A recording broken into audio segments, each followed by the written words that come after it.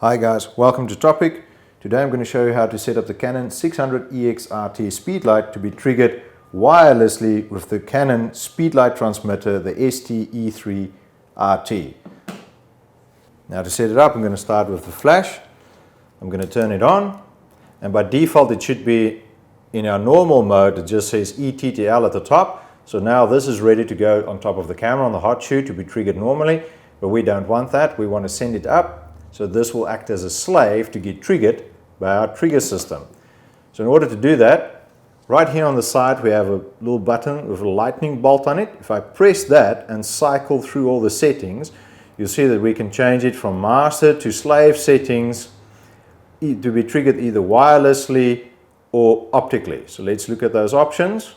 So first up we get to master. So this flash will now act as a master, can trigger other units similar to this wirelessly. That's what that little icon shows us, the little antenna. Or we can set it to a slave wirelessly, or we can set it to master optically, or slave optically. Now the optical trigger systems are never good to use, so I would suggest you always use the wireless settings if you can. So let's set it to slave wireless. So remember that, just press this button here with the lightning bolt on it and cycle through the modes till you see slave wireless. Now let's look at the trigger. The first thing you see is that the trigger has a very similar button and menu layout like we have on the flash.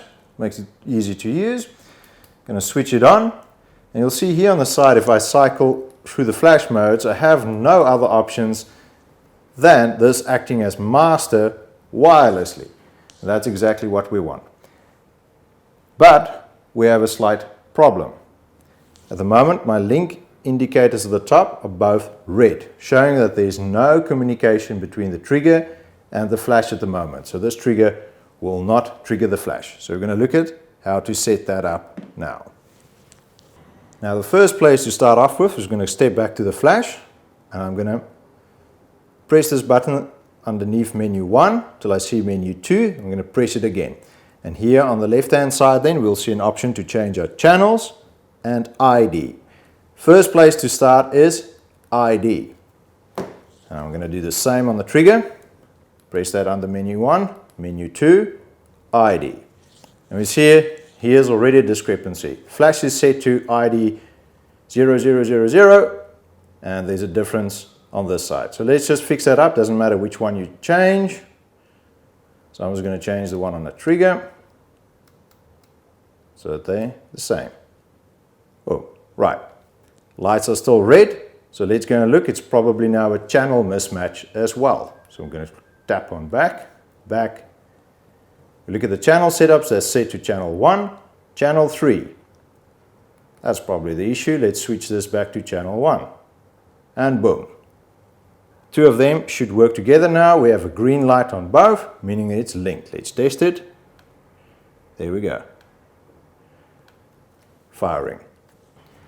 Now once we've got the connection established, we can use this trigger to trigger the flash either in just normal ETTL mode, or if we cycle through the menu options until we see the ratio button, we can actually set up different ratios. So if we have specific groups assigned to our different flash, if we're using more than one, we can trigger them in a specific ratio. If we just press group, we can actually go into A and B and press set. We're able to change the ratio between them, which makes it really easy to set one up as a key light and one up as a fill light.